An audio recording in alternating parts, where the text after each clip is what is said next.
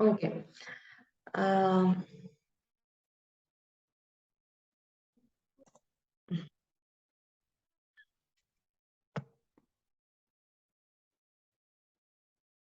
okay.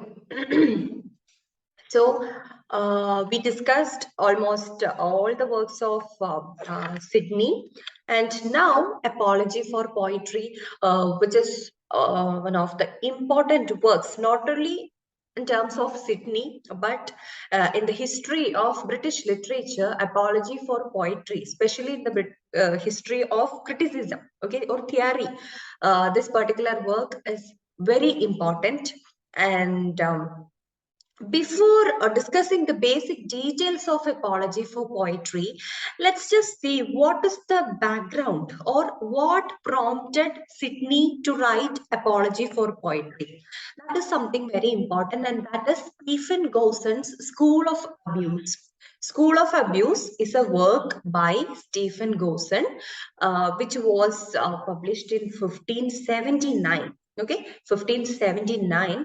And when I discussed Sydney, I clearly told like none of Sydney's works got published during his lifetime. Okay, all his works got published posthumously. So, though Sydney has written the reply for Goshen School of Abuse in the same year or in the very next year itself, but the apology for poetry got published only in 1595. That is long after Sydney's death. Okay, but this Stephen Goshen was one of the literary figures during that time, and he wrote one work, that is School of Abuse. And this particular work was dedicated to Sydney. That is why Sydney is very important in this work. Actually, it was not only Sydney, but many people, including Thomas Lodge, then this George Puttenham, and so many other people responded to Gossen's School of Abuse, because many of the people couldn't accept the arguments raised by Stephen Gossen in School of Abuse. And why Sydney's apology for poetry is very important in terms of Gossen School of Abuse means Gossen dedicated this particular work to Sydney, and he associated, actually these are the major contents of his work, that he associated poets with pipers, jesters, and caterpillars of the commonwealth. That means poets are of no use. They are just jesters or fools or pipers. This is what he said. And he was saying like music is debilitating and undermines virtue. Poetry is of course associated with musical in nature. So music is having no worth in the case of, or in the context of human beings. Okay, it undermines the virtue. That was his argument. And even he referred Plato in his Republic. He says like poets should be banished. But the thing is like Plato said that particular argument in a particular context. Okay, in a particular context. But Stephen Gossen generalized it, and Gossen was saying even Plato, the great philosopher that we admire now, even Plato, during that time itself, he banished the poets from the Commonwealth. So poets are not at all good for, or they are not doing anything good for the society. This was his argument. And drama incites popular debauchery. This was his argument. Debauchery means immoral, like it's full of sexual and a vulgar kind of things. There is nothing else, only some this kind of love relationships, this wooing, and all those things will be there in the poetry. This is what he said. And drama also, he denounced even drama, and he was saying like the drama is of pagan origins and male playing female roles, and that is against the nature. Okay, actually male and female, these are two categories constructed by nature, naturally constructed categories, and male playing the role of female in drama, that is not at all fair. That is not nice. So drama was denounced. And in case of tragedy also, he was saying like tragedy is full of cruelty, bloodshed, murder, and all those things. What is the good thing provided by tragedy? And in case of comedy, he was totally against drama, whether it is tragedy or comedy, he was against it. And in terms of comedy, he said like comedy is full of vulgarity, degrading love, and all such things are presented in comedy.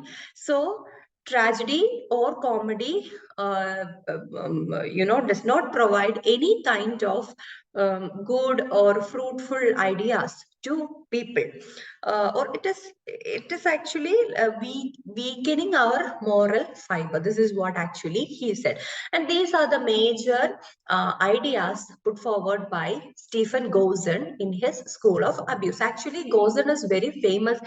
I mean, this particular work, not Gozan, the School of Abuse is actually very famous just because that Apology for Poetry, the milestone work in English literature, is actually a reply to Gozan's School of Abuse. So you should keep this in your memory, the School of Abuse, as well as the year in which this is written. And this is the background for Apology for Poetry, as it is dedicated to Philip Sidney. Now it is the responsibility of Sidney to give a reply to this particular work. So we got Apology for Poetry, and this is published in 1595. That is a posthumously published work, but he might have written this in 1579 or 80 itself, because Gozan's School of Abuse got published in 79. So probably in the same year or in the next year it got published, because in 82 I guess Philip Sidney died. Before that, in 86, Sidney died. So in 79 or 80, he wrote this particular work, but got published only in 1595. And this got published in the same year, that is 95 itself, also as The Defense of Poesy. There are two names for this particular work. Actually, the content, the work is same, but there are two titles for this: Apology for Poetry, and in the same year itself, it got published under the title The Defense of Poesy. Both are same. There is no difference. And actually, this is considered to be the formal inauguration of literary theory in England. Before that, though we have some traces and pieces of theory, actually there was not an established structure or something like that for literary theory. Okay, a philosophical theory and so many other theories are existing, but this work considered to be the inaugurative work, or the work which inaugurated the literary theory in England. And it reflects the continentals as well as the Greek and Roman criticism. All these elements are reflecting in this particular work. And this is high enthusiastic style, because as it is dedicated to him, and he is a poet, he loves poetry, so he couldn't stand with the arguments of Stephen Gozan. So definitely, naturally, the style was also really high and enthusiastic.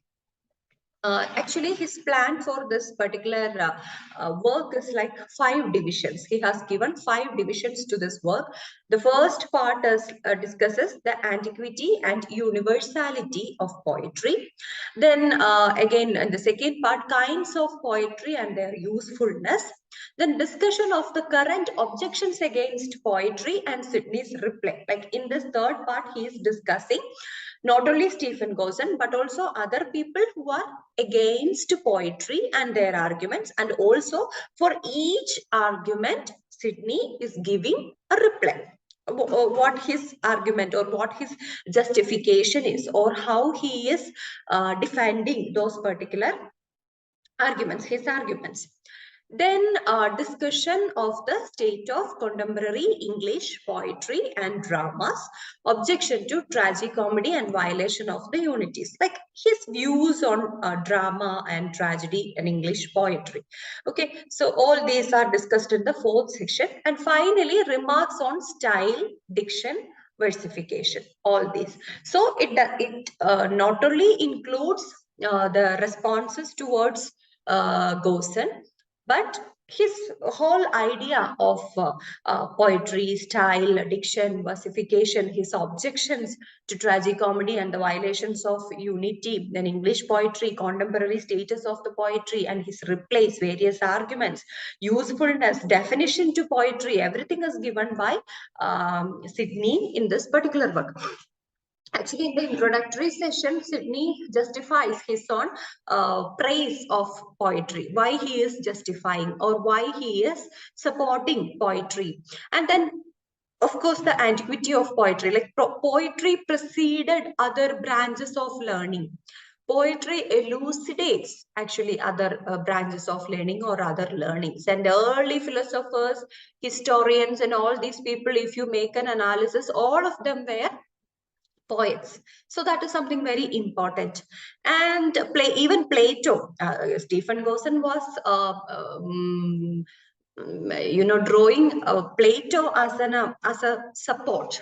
But Sidney was saying even Plato's works are poetic in nature. Okay, it contradicts with the argument that Plato puts forward and Stephen Gosen is taking here. Then, of course, the universality of poetry, that is also discussed, because poetry flourishes in all countries, all ages. Every time poetry is there, every place is poetry is there. And poetry softens the hard hearts of Turks and, Tartars, and sharpens the Red Indians' wit. How poetry helped to, soothe the mind of this kind of people, the warriors, and how it gave wit and wisdom to the Red Indians, the natives, and all those people, how it made an impact on such people. So all these are discussed.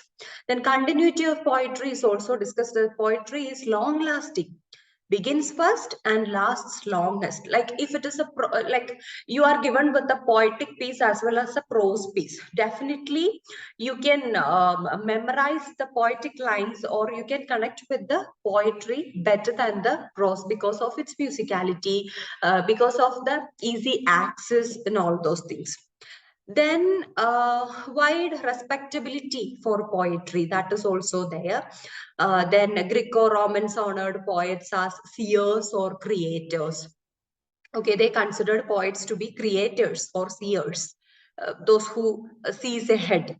And then a poet is a prophet, oracles, delphos, all these. He's giving so much of examples for this respectability of poetry.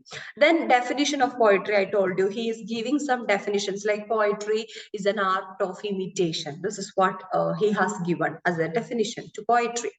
Poetry is a speaking picture, and its end is to teach and delight. It not only teaches, just like the prose or philosophy or other branches of learning, it not only teaches but also gives us a delight, a pleasure. If you are not in a good mood, if you listen to a good music, listen to a good music or good poem or something like that, it can change your mood. Okay, something like that. So these are the major ideas proposed by Sidney in this particular work. So with that, there ends Sidney. That is all about Sidney's work. All his other works were discussed in the previous class. You can have a glance on that. Now, another person, that is George Puttenham. It's not Puttenham, it's Puttenham. Sorry for the mistake. H-A-M. Okay, George Puttenham. The title only is like having a spelling mistake. And Puttenham's The Art of English Poesy. The Art of English Poesy is written by George Puttenham during the time. Puttenham's lifespan extends from 1529 to 90. Okay, and this particular work is published in 1589, and this is also considered to be a work which got inspiration from which is actually developed from the arguments of Guzen. And this is a critical discussion of poetry mainly from the formal aspects. And he divided this book into three: book one, book two, and book three. It's the final one is book three, and the first one is poets and poetry. Okay, first part is poets and poetry, and here he gives a definition to poetry, a claim for ambiguity and dignity for poetry, and gives major division of fiction like tragedy, comedy, and all these things, and the minor division of poems like poems of praise, poems of lamentation, poems of marriage, etc. So likewise he is dividing the poetry into different types. Then the book two is about proportion. This is connected with the metrics, just like the title mentions. It connects with the metrics, patterns of poems, and all those things. Then book three is ornament. Ornament means concerns with the figures of speech, how we can ornament a particular poem. That is what the content of the third one. Actually, from the titles itself, we can guess what can be the content of this particular books. And book three is full of this figures of speech, provides English equivalents for technical Greek terms and all those things. This is also a book which is really important. And another important person is Sir Walter Raleigh. Okay, Sir Walter Raleigh's lifespan extends from 1554 to 1618. You might have heard this particular person's name in a different context. That is, he was actually a courtier of Queen Elizabeth, courtier, an adventurer, also a poet and a historian. So actually, this person was Queen's favorite, and he is the one, along with two other people, helped Queen Elizabeth to win over the Spanish invasions, the Spanish Armada. I hope you remember. And he was one of the important figures behind the success of England. Okay, he was a pirate. And by 1582, he became the Queen's favorite, and established in 1804 the first English colony, Virginia, in New World. He was an adventurer rather than a poet or a historian. He was an adventurous person. And in 1594, led an expedition in search of El Dorado. El Dorado is the city of gold in South America. El Dorado is considered to be the city of gold. So they got this kind of an information. So he was in search of this El Dorado.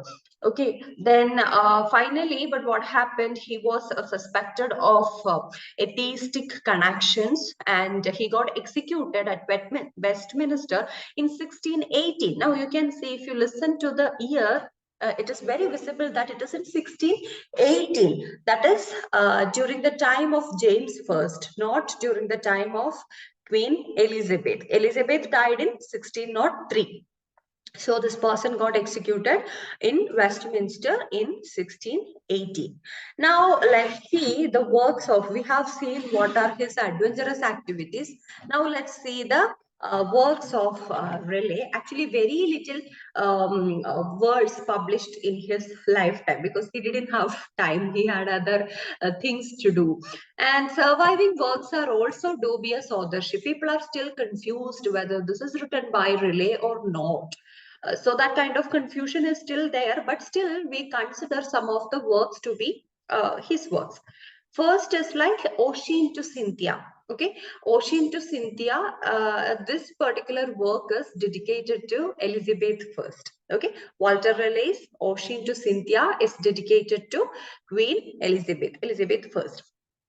And the next work is The Nymph's Reply to Shepherd. So from the title itself, it's very clear that this is a reply to someone, right? So this is actually a reply to Marlowe, Marlowe's passionate shepherd to his love. Christopher Marlowe has written something that is The Passionate Shepherds to His love. Okay, the passionate shepherd to his love. And this particular work, that is the nymph's reply to the shepherd, is a reply to Marlowe by Riley. Then another poem, What is Our Life? What is Our Life is a poem considered to be written by Walter Raleigh. It shows a medieval contempt of the world.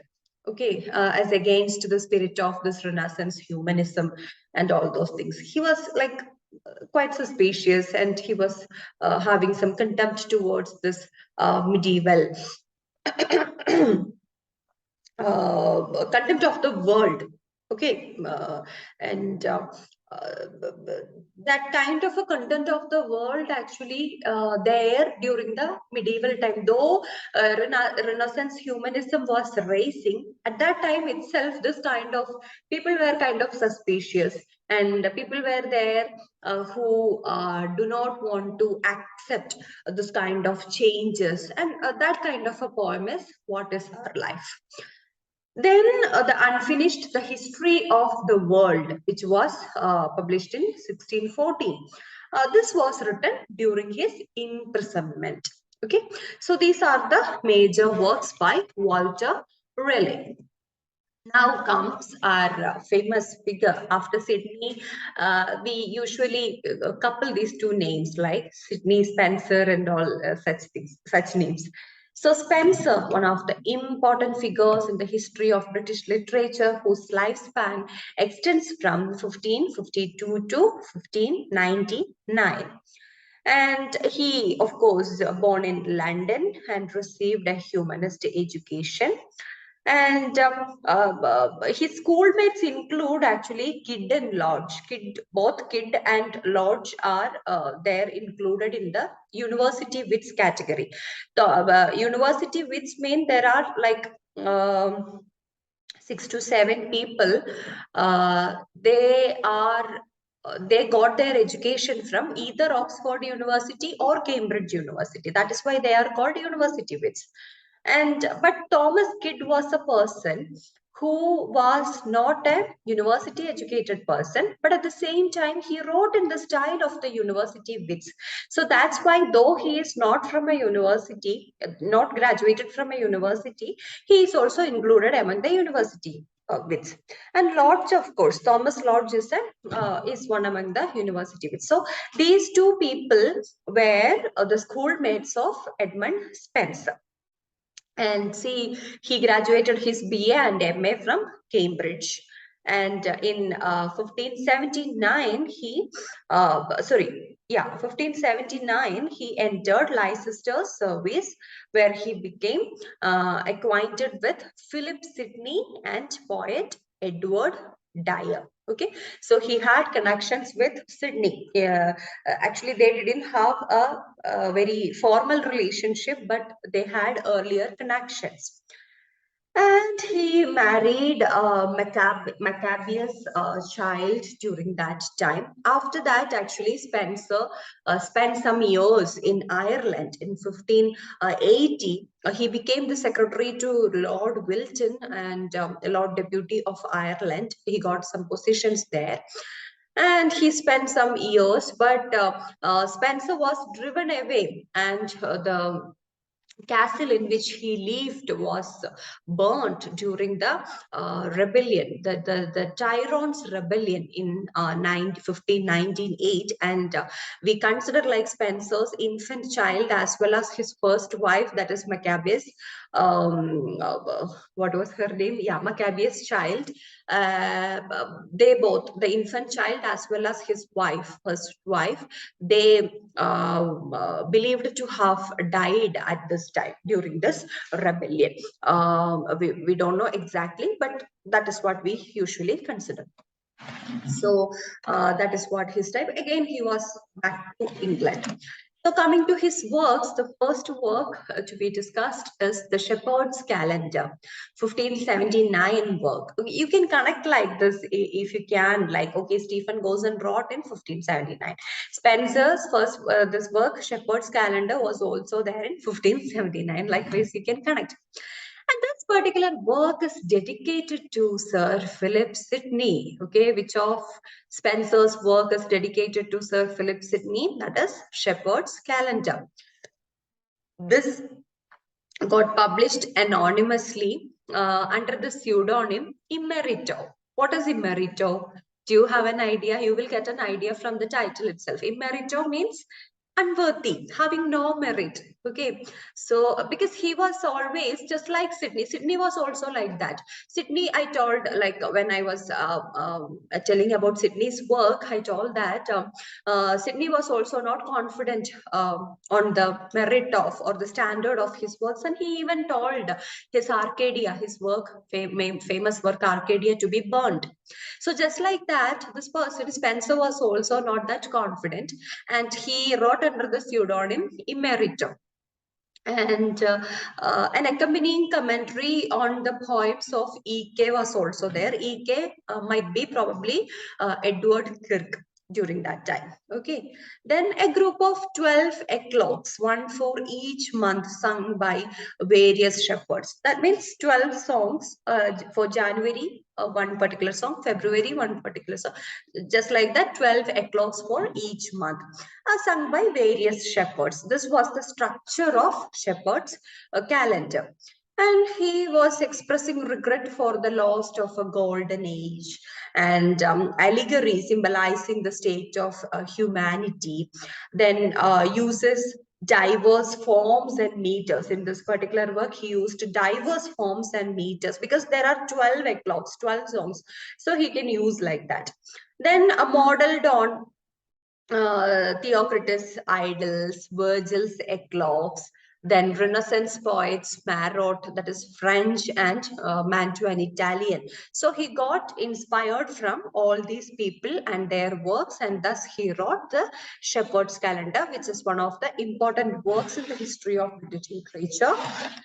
Then the 1590s was really, what to say, a very fruitful period for Edmund Spenser.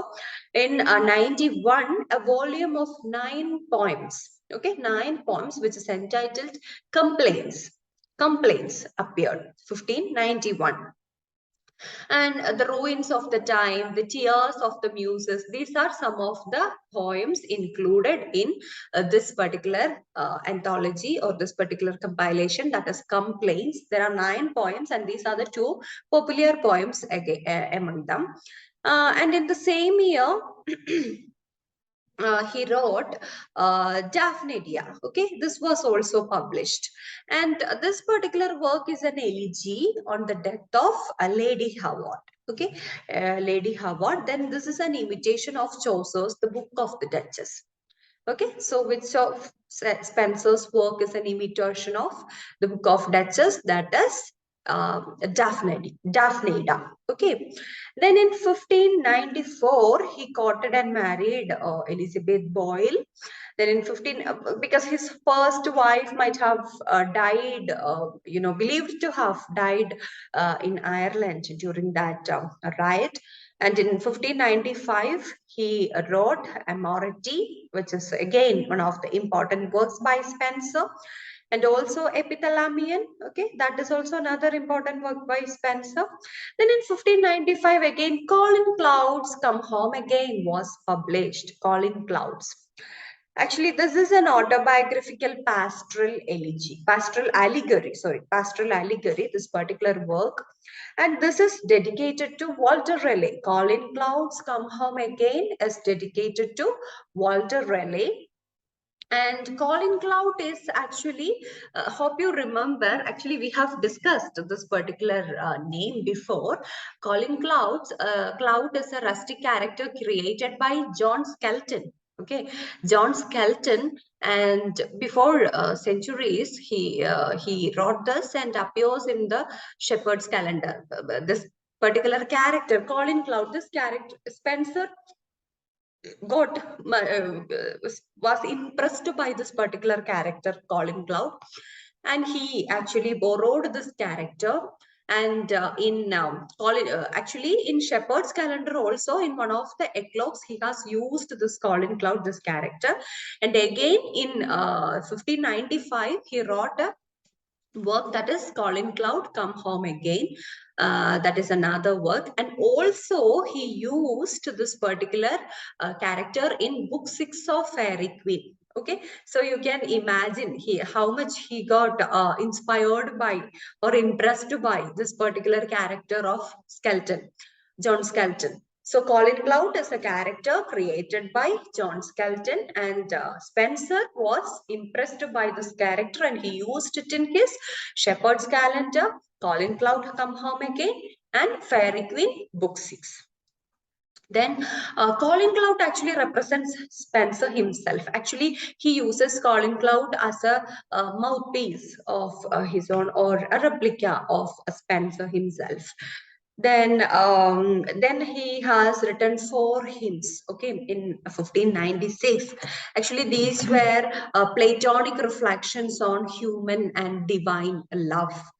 Then again, in 1596, he has written Prythalamion. Okay, so this is how his 1590s goes.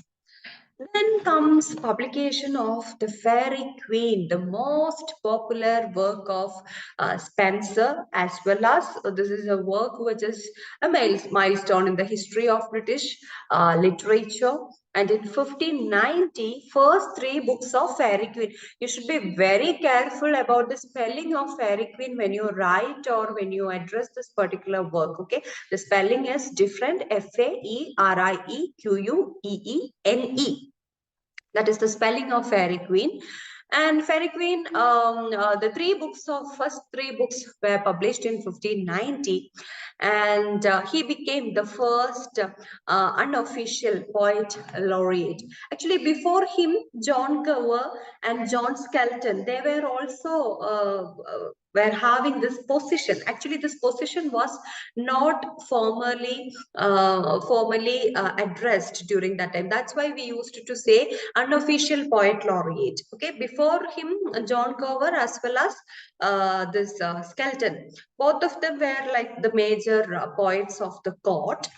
And then here what to say, yeah, now he Spencer, but after Spencer, John Dryden became the first poet to get the title poet laureate. All these people are unofficial because there is no such a label, no such a position formally or officially designated.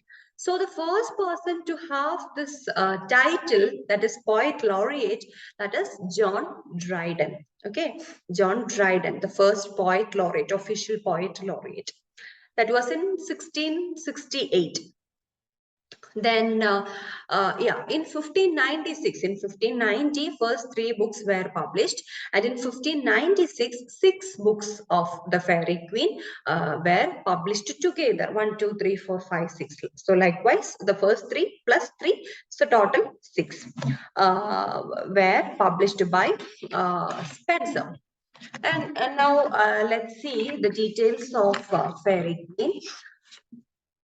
It's a long, dense allegory in epic form. Okay, this is another epic in English.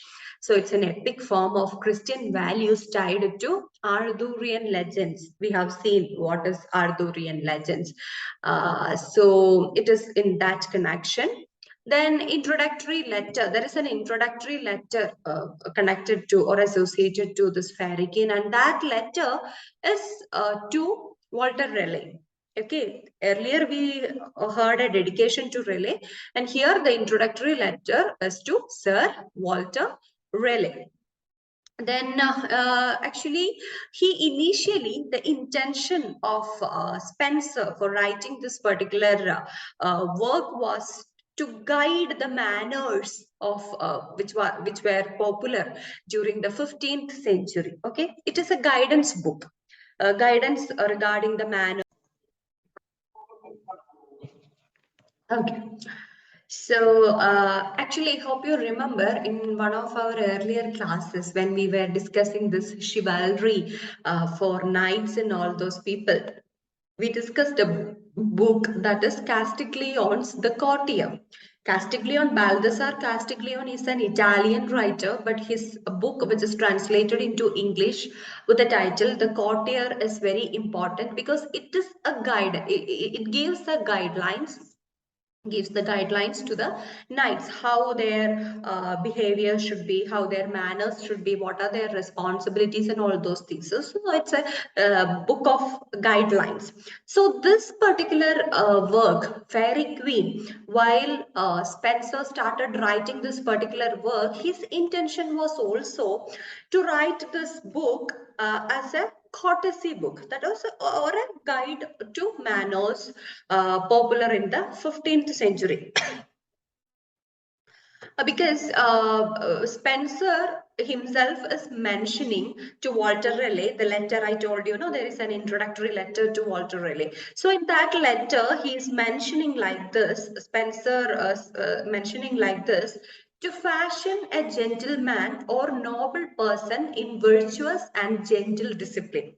The intention of this book is to fashion a gentleman or noble person in virtuous and gentle discipline. This was actually the intention. But after writing different books, it had other dimensions also. It didn't confine to a mere guideline book or something like that. This was an epic.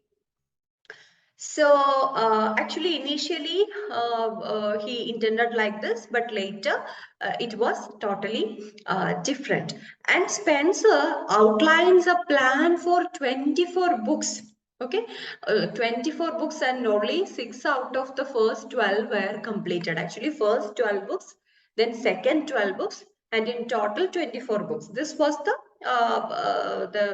plan of Spencer, but unfortunately, among the first 12 books, only 6 were completed. First 3 completed in 1590, and again in 96, other 3 also finished. So in total, 6 books were completed. But his plan was more, 24 books. Then actually, this is the first major poem to be written in Spenserian stanza. Spenserian stanza is actually invented by Edmund Spenser for this particular work. Before that, for any of his works, he didn't use the Spenserian stanza. It is for Fairy Queen that he invented Spenserian stanza. We'll discuss Spenserian stanza in detail. Then yeah, these are the 6 books. Okay, 6 books. Actually, the book 1 is the Red Cross Knight. Actually, different people are the protagonists or the main characters of each book, and each of them represent a quality. This is kind of a guideline book. He planned in that way, right? So they represent each quality. And also, the first one is Red Cross Knight, and Red Cross Knight represents holiness. Holiness, and also represents the Anglican Church, St. George, England, and also Sir Philip Sidney. Philip Sidney's qualities are also represented by the Red Cross Knight. So the first book is Red Cross Knight's book. Second is Guyon. Okay, Guyon. That means temperance. That person represents temperance. Then Britomart is the third book. Third book is represented by Britomart. That is chastity. Then fourth book by Triamond and Campbell. Okay, Triamond and Campbell, friendship, to show the friendship. That's why there are 2 people. Then Artgal is the person who represents the fifth book. That is justice. Then 6th one is Calidor, courtesy. Actually, it is very difficult to remember all these names and what they represent, but still, if possible, you can, remember this. Like somewhere it will be helpful. So sometimes, like what does Britomart represents, something like that. So you can expect such questions, though it is like confusing and slightly tricky. But so these were the 6 books. Actually, the Fairy Queen was celebrating and memorializing the Tudor dynasty. Okay, then like Virgil glorifies the Augustus Caesar's Rome in his Aeneid.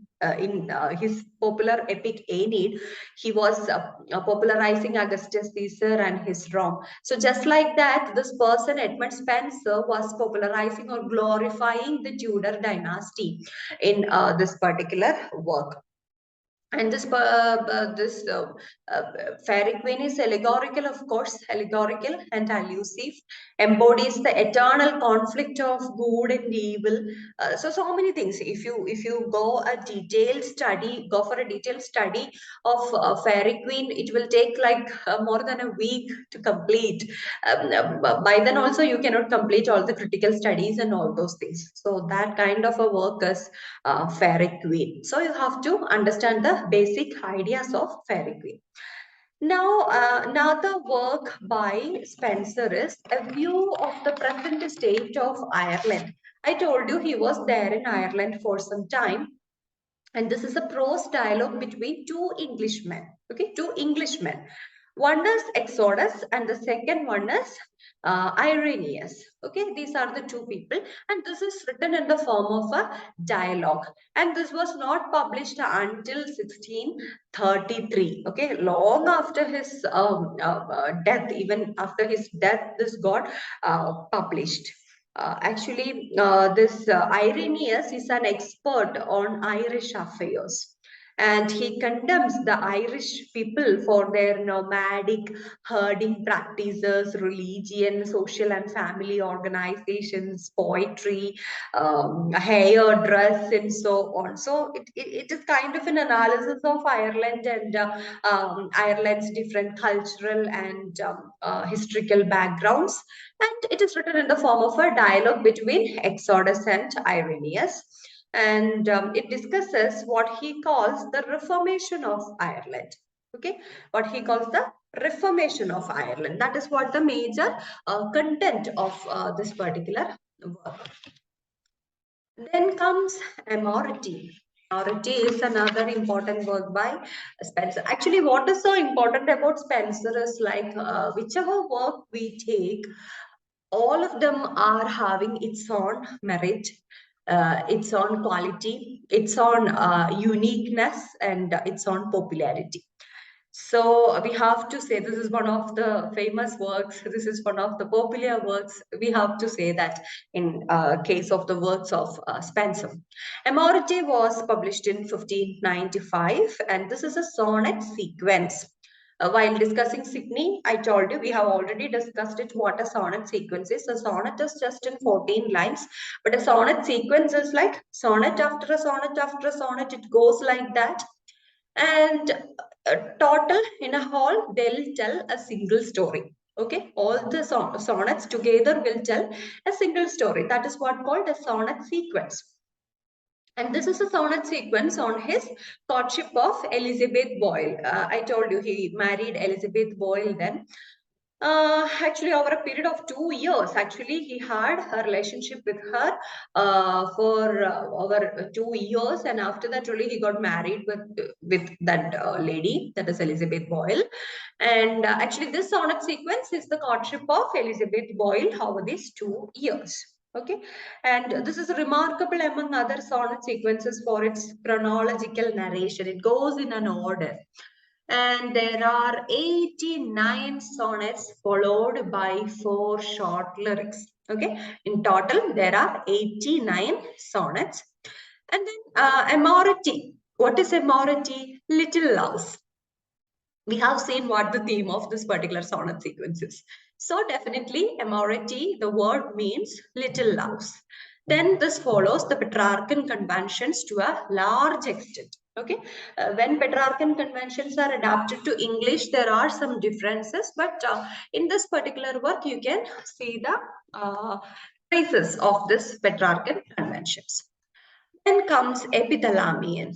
Okay, Epithalamion was again written in 1595. Epithalamium is a Greek word that is song in honor of a newlywed couple.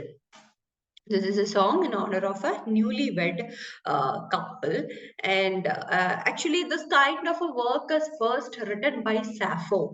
Sappho is a very old, like Greek classical type person. She's a woman. It's a female writer. Sappho has actually written this kind of a work in this genre. She was the one who wrote for the first time. And then this form is very much popular among the classical Latin and Italian Renaissance poets. Actually, this celebrates Spenser's marriage with Elizabeth Boyle. I told you this is a song in honor of newlywed couple. Okay, this is to honor the newlywed couple, and this celebrates Spenser's marriage with Elizabeth Boyle. And there is a refrain, both epithalamian. Actually, when we say epithalamian, we usually say prothalamian also. These are the two, what to say, companion-like works, which have so much of similarities. And he used refrains in both these works. And in the case of epithalamian, this is the refrain: the woods shall to me answer and my echo ring. Okay, the woods shall to me answer and my echo ring. This is something very important. You should remember this refrain not only for epithalamian but for prothalamian. These are some important facts which recur in most of the question papers of competitive examinations. You know what a refrain is, right? Refrain means this particular line repeating all the stanzas. Okay, this particular poem may be having like 11 or 12 or 13 or 14 stanzas, and in every stanza the final line will be the woods shall to me answer and my echo ring. This is the refrain or the line which gets repeated in all the stanzas. That is what epithalamian and its basic details. Then comes prothalamian. Prothalamian was written in 1496. And this is a word invented by Spenser himself, okay? And he gives the meaning that spousal verse. Prothalamian means spousal verse. And this is to celebrate the double betrothal of Catherine and Elizabeth Somerset. They are the daughters of Earl of Worcester, okay? Earl of Worcester's daughters.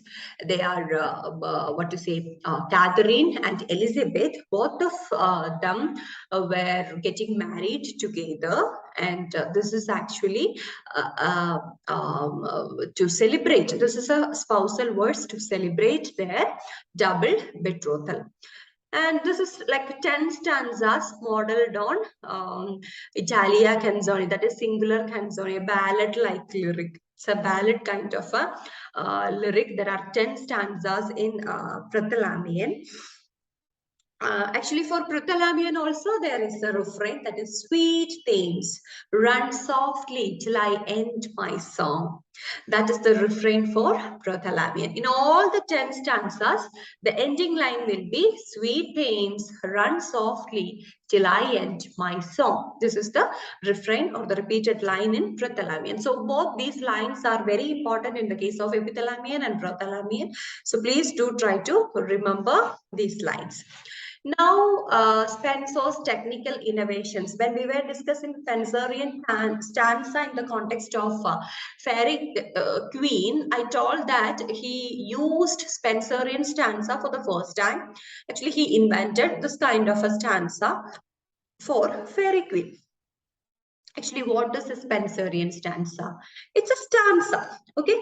There will be many stanzas in a poem, and this is also such a stanza, which is, the stanza is composed of 9 lines, okay? 9 lines. And first 8 lines of iambic pentameter followed by an alexandrine. Alexandrine is another a term or word for iambic hexameter. Okay, iambic hexameter. So there are 8 lines of iambic pentameter, which is followed by an iambic hexameter. Hexameter means metrical line of 6 feet. In iambic pentameter, it's a metrical line of 5 feet. Unstressed followed by stressed, unstressed followed by stressed. Likewise, 5 metrical line of 5 feet of metrical lines will be there, and then here 6. So 8 lines of iambic pentameter, and then followed by an Alexandrine single line. Alexandrine, which is iambic hexameter. Okay, and the rhyme scheme will be A B A B, B C B C C. This last C is an Alexandrine. Okay, so here you can see 8 lines: A B A B, B C B C C. And actually, the Romantic poets got inspired by the Spenserian stanza, and they used the Spenserian stanza in some of their works, just like that, Shelley in his work Adonis, and then Keats in The Eve of Saint Agnes. Then Byron in Childe Harold's Pilgrimage. In all these works, these Romantic poets employed Spenserian stanza. Then another technical innovation by Spencer is Spenserian sonnet. We have discussed what is English sonnet and what is Shakespearean sonnet and all those things. Sonnet can be in 2 types. In the last class, actually, I have given a reply to one of the students. Actually, it can be like 8 plus 6 line structure, as well as 3 quatrains, that is 4, 4, 4, 12 plus 2. Both these patterns are possible in the case of sonnets. In total, there will be 14 lines. That is what the peculiarity of sonnet. Actually, Spenserian sonnet is also having 14 lines, but this is a variation. There is a variation from the English sonnet structure. Actually, the second point, see, the interlocked quatrains. This is the structure, or this is the difference that Spenserian sonnet has from the English sonnet or the Shakespearean sonnet. See, the rhyme scheme of a Spenserian sonnet is A B A B, B C B C. Again, the second stanza or the second structure quatrain, it starts with B, B C B C. Then again, the third starts with C, C D C D E E. This is the couplet. Okay, so all these 3 quatrains are interlocked. So this ends with B and this next starts with B. The second ends with C and the third starts with C. It goes like that. But in the case of English sonnet or Shakespearean sonnet, it is A B A B, C D C D, E F E F, G G. Okay, A B A B. Then there is no B, no A in the second quatrain. It is C D B C B C. CD, CD. Then in the third quatrain, it is EF, EF. Then the couplet GG. It goes like that. But here in Spenserian sonnet, it is AB, AB. Then B comes here, BC, BC. Then C comes here, CD, CD. And then EE. Why I explained it this much? Because this is how sometimes, like in examination, sometimes the difference between Spenserian sonnet and English sonnet. What is exactly the difference between them? Actually, the difference, or what distinguishes Spenserian sonnet from English sonnet, is the interlocked quatrains. Okay. So his death in fame, yeah. So after all these popular works, he died at the age of 46. Okay, died at the age of 46 at Westminster on 13 January 1599. And for actually, so many people are saying like he was very poor. His condition was very pathetic during this time, like when he was dying for lack of bread. According to Ben Jonson, Ben Jonson says like he died for lack of bread. Okay, and other poets are said to have thrown poems and pens into his grave at the time of burial, as part of, because they were respecting him like that. So he was considered to be a very popular, very efficient poet during that time. So when he died, the poets were sending poems, papers and pens into his grave. Okay, it is said like that. And his collected works first published in 1611, all his collected works after his death.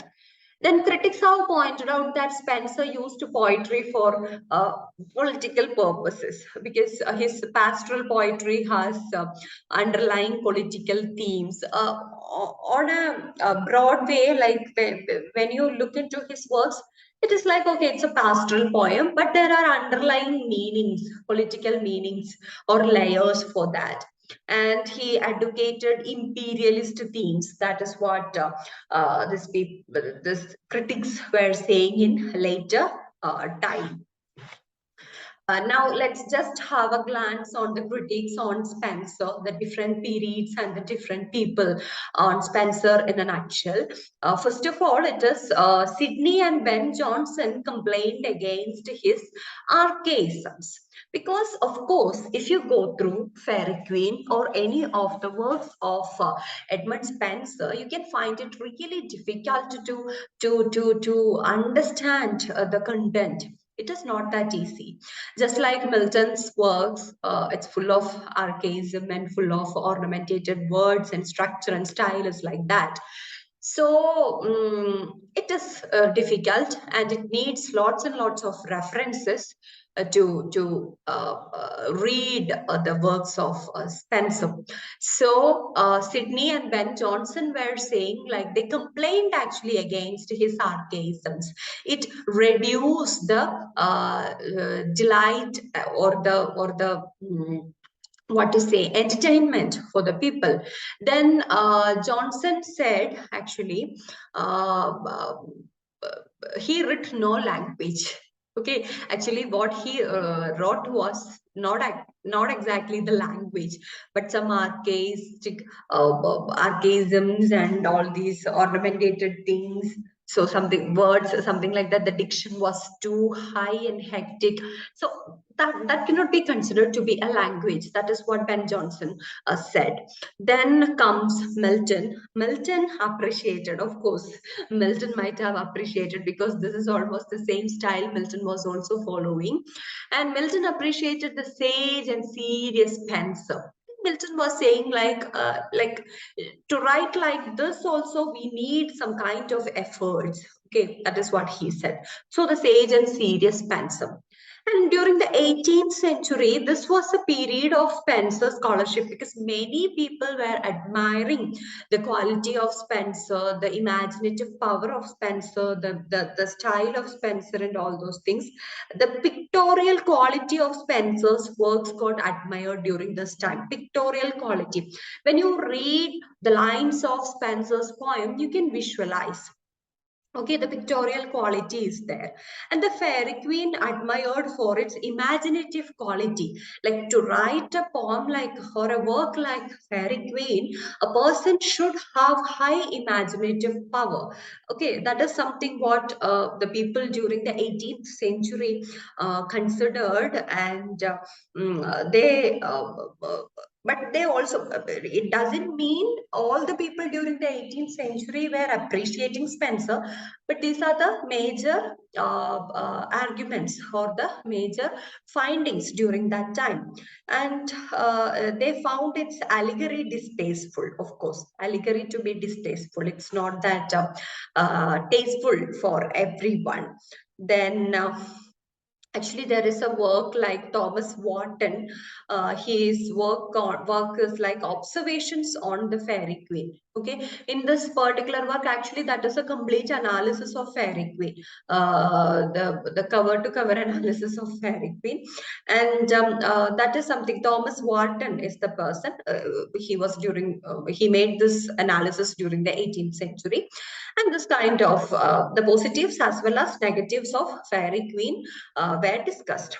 Then the romantics. The romantics, for romantics, of course, Spencer was an inspiration. You might have understood it by, I was telling, like Spenserian stanza was used by many people like Keats, Shelley, then Byron and all such people. So Spencer was the poet's poet during the Romantic period. And they admired as the poet of dreams, beauty, sensuous appeal, because these are the the qualities or the characteristic features that romantics were having in their poetry. So they found these kinds of elements in Spenser's poetry and they admired it. Okay. Then Hazlitt is another person during the Romantic period. Hazlitt and others, but disliked the allegorical form. Then Wordsworth's The White Door of what is it? Rylstone. It shows the admiration for book one of the Fairy Queen. So all these people have made observations on Fairy Queen as well as Spenser. And W.B. Yeats, another person, he liked the charmed sleep of Spenser's poetry. Okay, he found his morality official and impersonal and called him the first salaried moralist. Okay, and he was saying like it was full of like charmed sleep. He liked the charmed sleep of Spenser's poetry. Then comes T.S. Eliot. T.S. Eliot, in his popular work Essays. Essays is actually a book written by, or a work written by T.S. Eliot, which was published in 1932. And in this particular work, Eliot conceived the Fairy Queen as a poetic curio. Curio means something rare, something unusual. So Fairy Queen as a poetic curio. And he doubted that anyone other than scholars had read the book with delight. That is something true. And that is what even Ben Jonson and Sidney during that time itself told. Actually, it is not a common poem or something like that, which can be easily read by people or which gives pleasure or delight to people. It is not like that. So these are the various observations on Spenser and his poetry by different people, different critics and different ages. Actually, these are some which I chose to tell you. Actually, these are just what to say, a handful of, or like a couple of observations by different people. There are so much of observations on Spenser, his poetic style, his allegorical representations, his dream-like or his imaginative quality, then his language, and all these dimensions are discussed by many people. So that is all about Spenser. Yeah. Now comes our university wits. I don't know whether we can, definitely we cannot finish university wits, but can we start? I think we can give an introduction to university wits so that tomorrow we can continue with the writers, I guess, because we have enough time. It doesn't show like 10 minutes. Okay. So, university wits they were prominent in the 1580s. Actually, these are a group of people. I told you like sometime before university wits, there are like a couple of people, a group of people, like 6 to 7 people, and they transformed the didactic interludes and shapeless chronicle histories into real plays. Actually, these are the people who contributed to give a structure to the drama. Okay, structure to the plays. They shaped the plays in a nutshell. And as I have already mentioned, they attended either Oxford University or Cambridge University. That is why they are called university wits. But Thomas Kidd is an exception. He hasn't gone for any universities. He didn't gain a degree from either Oxford or Cambridge, but he wrote in the style of all these people, and that's why he was also categorized under the university wits. The style was, equal to them. And this particular term, university wits, who addressed them to be university wits? Is it something they gave to themselves? No. Actually, this categorization and this particular term is given by George Sainsbury. Okay, George Sainsbury is the person who gave this particular term university wits. And let's just see who are the university wits. Like John Lilly, George Peel, Thomas Lodge. These are the people who got their degrees from the Oxford School. Okay, the Oxford School. And sometimes Thomas Middleton is also included. I actually, in our, conventional category, only there are 7 people, all these 6 people plus Thomas Kidd. But sometimes Thomas Middleton is also included among the university, which considering some of his traits of writing. But generally, these are the people, the 3 people who got their degree from Oxford School: John Lilly, Peel, and Lodge. Then those people from Cambridge School are Robert Greene, Thomas Nash, and Christopher Marlowe. These are the 3 people from Cambridge School. And Thomas Kidd is also there. Okay, so Lilly, John Lilly, George Peel, Thomas Lodge, Robert Greene, Thomas Nash, Christopher Marlowe, Thomas Kidd. All these people are considered to be or categorized under this university wits. Now let's see the common features of these people. They are secular intellectuals. They are not bounded to any religious formats or something like that. And of course, they created complex commercial drama. Commercial drama, of course, I told you what was the nature of drama during the Elizabethan period and why people wrote drama. That is something very important. That was for earning money. That was the prime intention of those people. That was not something very literary kind of thing or something like that, artistic or intention. It's not like that, but the intention was, of course, commercial. Then they used rhetorical language. That is something different. Rhetorical language is something very important in the context of drama. But when it comes to common people, it is very difficult for them to digest this kind of rhetorical expressions to an extent. But for some people, it was like, what to say, for intellectuals, it was fine. Okay, they could enjoy this rhetorical kind of writing. It will be like some questions. Do the birds fly? We know the answer. It is there like that. Actually, rhetorical language is used to create a particular perspective.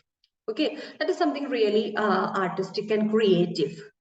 And occasionally they collaborated with each other together and shared their enemies and friends. Like if one person has collaborated with another friend, and if there is an enemy for the first person, then definitely, naturally, that person will be the enemy of the second person also.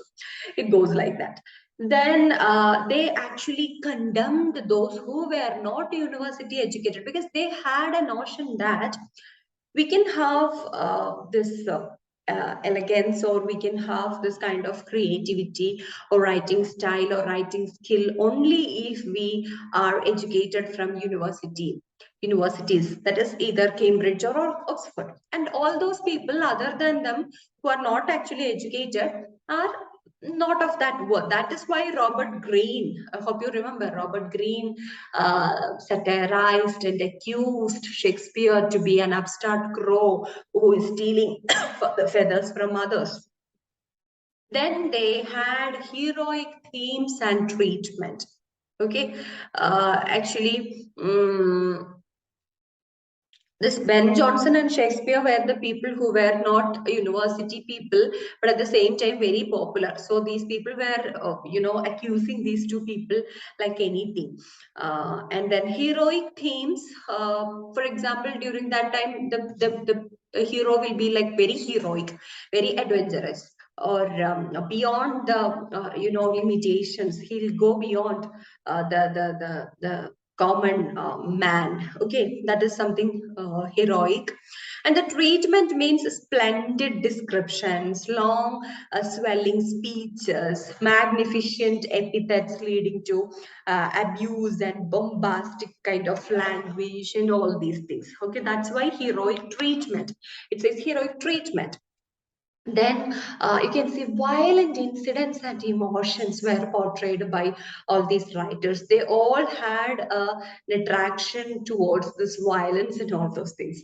Then protagonists are unconventional. I told you that they were beyond the common man, beyond the thought of the common man. So they are definitely unconventional. When we discuss the dramas of them as well as the protagonists, I will let you know. Then importance to individual perceptions. Okay, that is what also one of the common features of these people. Rather than a generalized notion, they were giving importance to the individual perceptions, and they were asking or attracting the individual perceptions from the people also. So these are the common features of the university wits. Now we have to see the university wits and their works in detail. That is, we can do tomorrow because it's only like 3.5 minutes left. So we cannot finish even a single person today. So we'll be winding up with this common features of university wits, and tomorrow we'll be continuing with all these 7 people who are categorized under this university wits. Okay. Yeah. So thank you so much.